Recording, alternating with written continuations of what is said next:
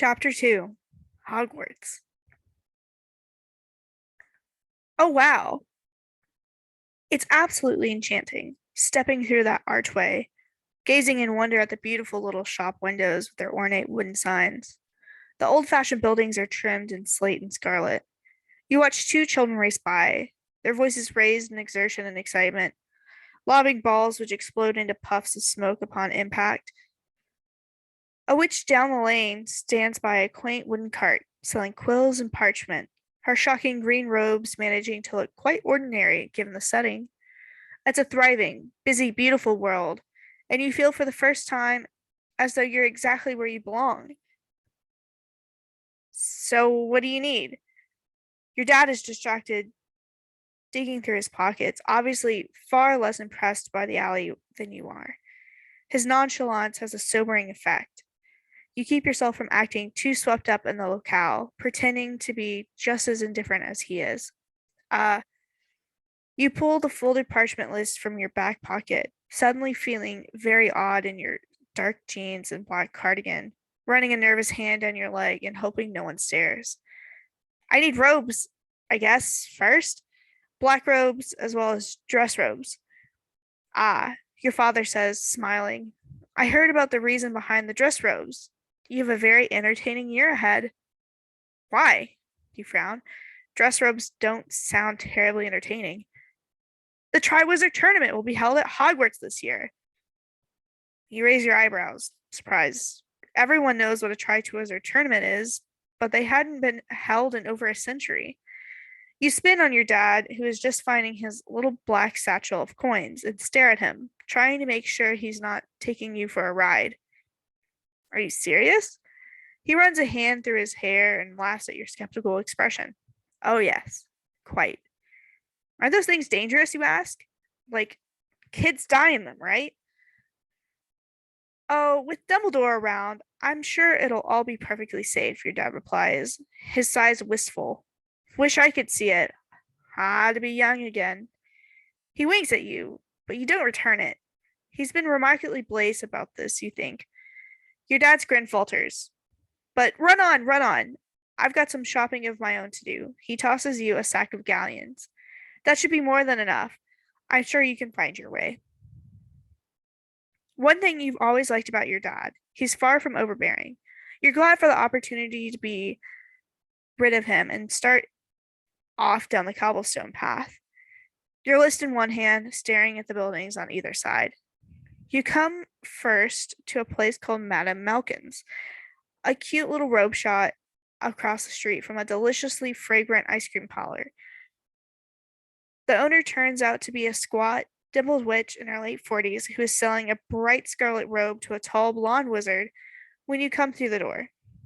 Once finished with the preceding customer, Madame Malkin makes herself busy with you, asking what you need, your color preferences, whether you prefer a flowing or sleek fit.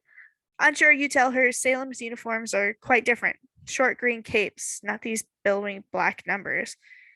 Upon hearing this, Madame Malkin launches into a flurry of questions, mostly about America, all the time flicking her wand at a piece of measuring tape which wraps itself around different parts of your body. She then shows you the deep black fabric school robes are made out of, has you choose your favorite type of cloak, and asks you to pick out a style and color for your dress robes. The term dress robes is a bit of a misnomer, for women at least. Most of them are just formal gowns, often with wizarding edges, a flared sleeve, elaborate neckline, all of those.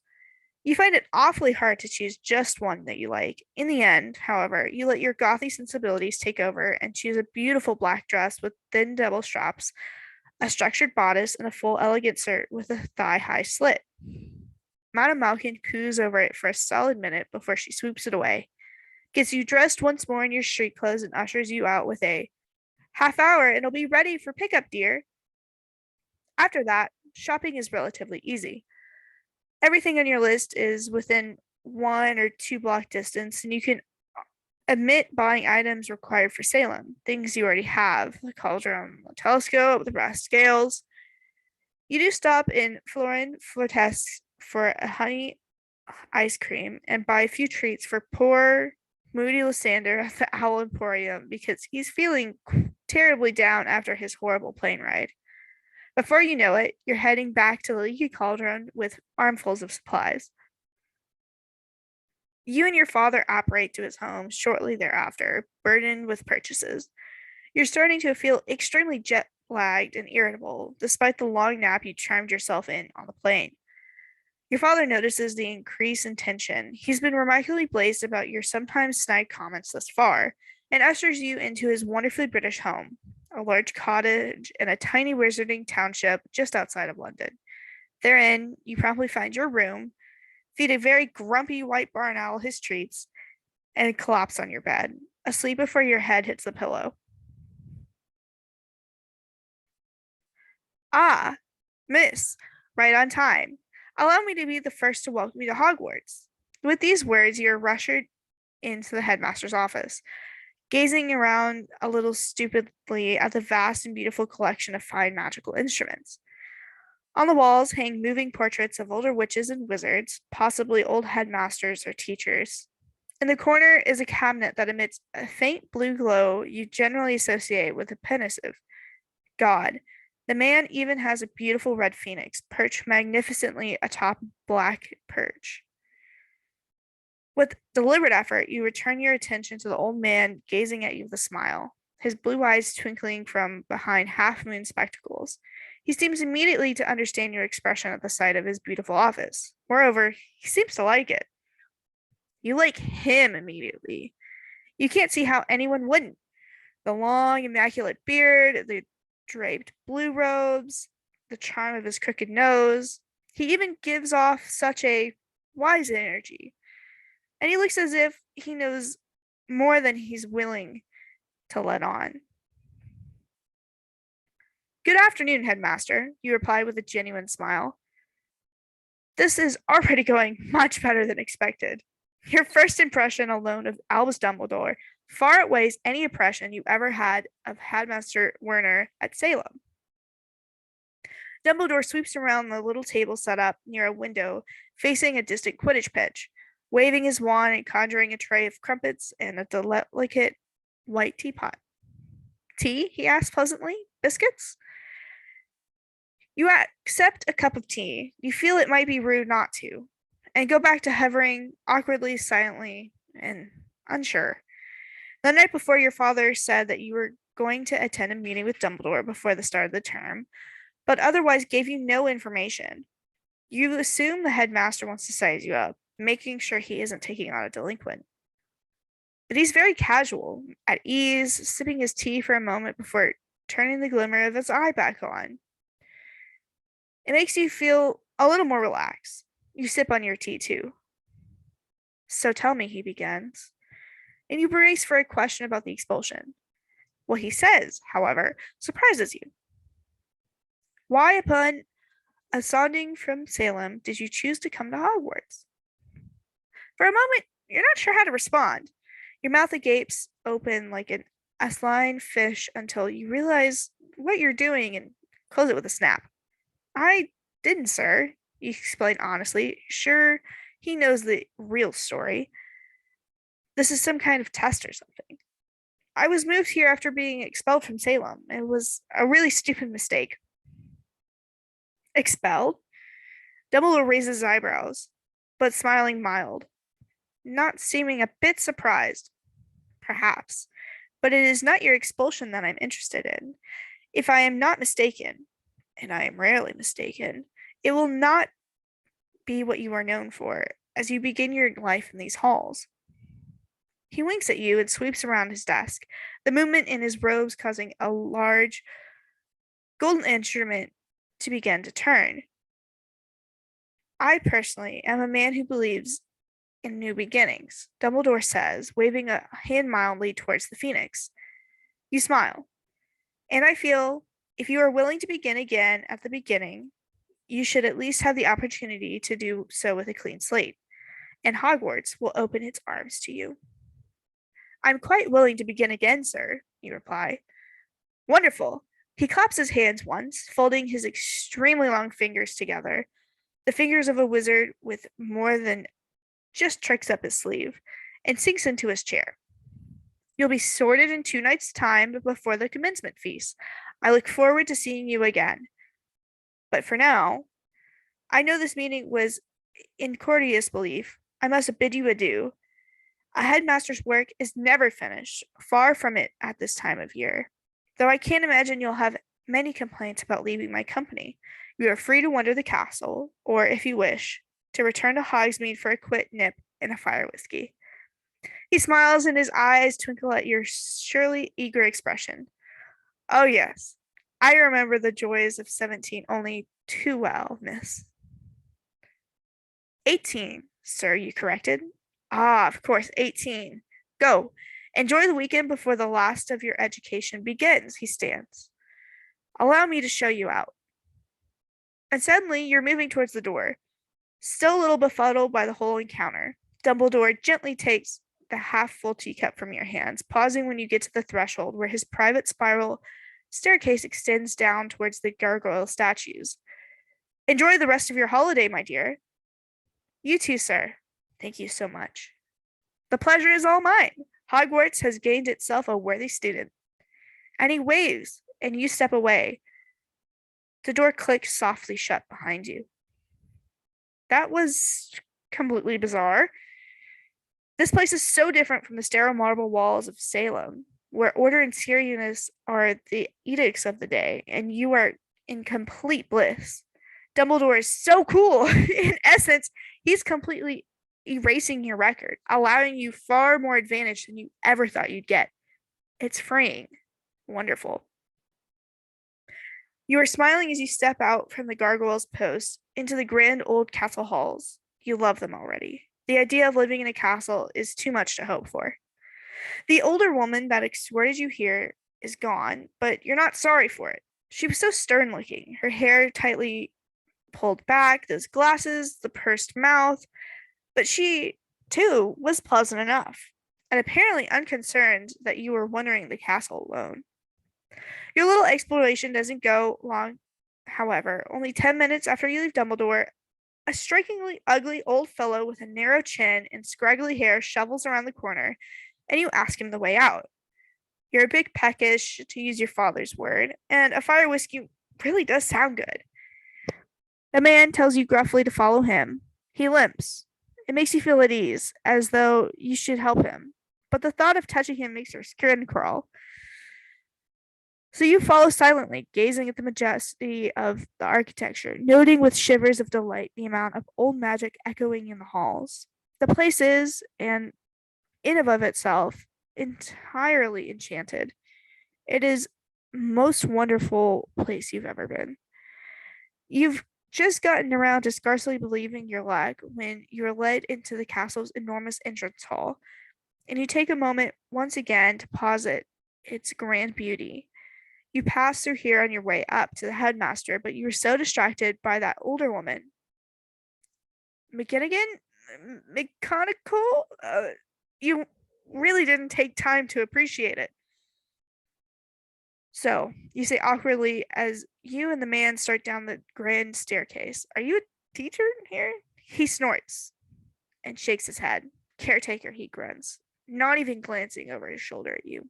Oh, you say. You seem to be saying that a lot lately. This place is throwing you many curveballs. The grumpy caretaker hobbles quickly over the last yard or two of the ground after he descends the staircase, clumsily unlatching the great wooden front doors and pulling one open with a grunt. He presses his back against it, holding it open for you, gesturing out across the threshold in a blatant mockery of chivalry, as evidenced by the contemptuous twist of his mouth. You step outside into a bolstery fall weather and smile at the sloping lawns, the border of trees an acre or two away, the gorgeous sparkle of the distant lake. God, this place is magical. Straight down that path there, the caretaker says, his tone about as pleasant as he smells. He points a crooked finger at the trail leading towards an opening in the tree line, the same one you remember coming through when you were escorted up the pass from the little village, Hogsmeade. Once you pass the gate, you can apparate. Stick to the path. Woods full of dangerous beasties. The cruel smile he sends your way says he won't be upset if you meet one of the monsters in the forest. He's entertained by the very notion. Thanks.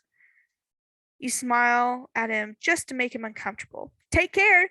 Stupid goodbye joke, a play on his job description. Caretaker? Get it? But it goes completely over his head, which makes sense. It isn't a very good joke. He just grunts again and slides inside, the great door slamming behind him. Pulling your surprisingly warm cloak around your shoulders, you start down the path. It doesn't take you long to reach the high silver gates that mark the border of the Hogwarts grounds. They swing open at your approach. It takes even less time for you to decide that you don't want to return immediately to your father's little college. He won't be home for hours anyways. The meeting between Dumbledore was the epitome of short and sweet. It's only now just 4 o'clock.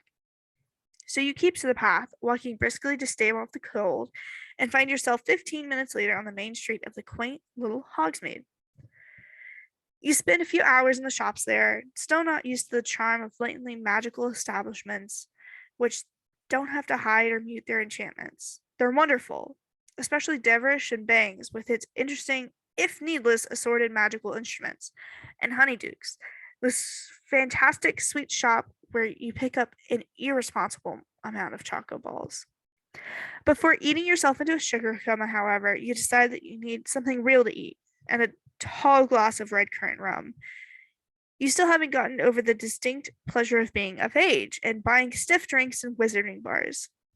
There seem to be 2 pubs in this village. One of them is a ways up the road, shabby looking, sketchy, really. So you head over to the cozy, brightly lit tavern on the well-traveled path, hoping it'll have a decent meat pie.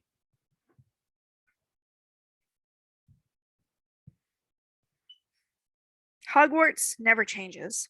Snape is always surprised by how stable it is, how secure, despite its many secrets, creations and uncreations, the thousands of experiences to be had here. But the character of Hogwarts is ageless, home to all who cross its threshold. Snape feels it, as does everybody. It would be a lie to say that he doesn't. Surely these halls are speckled with bitter memories, but it was his paradise for years, the place he felt most understood and at ease. The Slytherin dormitories will always be familiar to him, almost like a comfort, where he laughed and talked and slumbered with his kind. The classrooms where he hadn't simply learned to do magic, but learned to be a wizard. The dungeons where he hunched for long hours over a simmering cauldron, content in the fumes and the heat. And the grounds. Those are riddled with fond, sad memories of a broken romance. Times he walked with her by the lake. Times he nearly kissed her. The times she left him. The best and the worst of times. The most triumphant and the most bitter. What else constitutes home? And now he returns again at the age of 34 to haunt the dungeons where he played as a child, a tall, ominous, generally disliked figure in black. He sweeps around during the school year, scowling, his pale face framed by bone-straight black hair. He is alone, and certainly not popular among his students, save perhaps for the Slytherins he shows special favor. He's no longer under the delusion as to how the little cretins think of him, but it isn't much of a bother. If he wanted students to like him, he'd shower them with candy. Snape is the man who has always preferred a lack of companionship to whimsical, empty-headed chatter. This makes living with a dozen other scholarly students, none of whom particularly like him, relatively easy. But it hasn't been since. Well, it's been a long time since he's connected with anyone. He feels that, apart from Dumbledore, the only people who really know him are either imprisoned or dead. It isn't lonely per se. He never described himself as lonely. It just gets dreadfully boring at times. He's spent the past several days holed up in the dungeons as per his usual start of turn routine, poring over papers in his office, brewing potions, organizing books, making last minute tweaks to his lessons plans, and trying to avoid other living souls. His fatigue hasn't subsided. The dark mark scare only left him more strained than he was previously, and resting is easier when people aren't attempting to carry on conversation. Only it isn't working. Snape simply can't sleep. He's tried. Oh, he has. Usually collapsing into the four-poster in the little room connected to his office has him dreaming deeply at once. So familiar is the sensation. But he finds himself waking up and wandering the halls at ungodly hours. Eyes wide, the circles underneath him getting darker and darker. He's tried tonics, teas, and potions, but he always wakes feeling no more rested than the night before. Sleep, when he has it, is shallow and light. Short of draught of the living dead, nothing is working. He really needs real, healthy, natural sleep. Drastic measures have to be taken, or he'll slit his own wrist just to get a bit of shut-eye. And suicide doesn't sound like the most productive option. He needs to fall into his bed, head fuzzy, mind at rest, so tired he forgets his own insomnia. He needs a deep, deep sleep. And so is it that Snape, quite untrue to form, decides to go into Hogsmeade for a bit of a drink.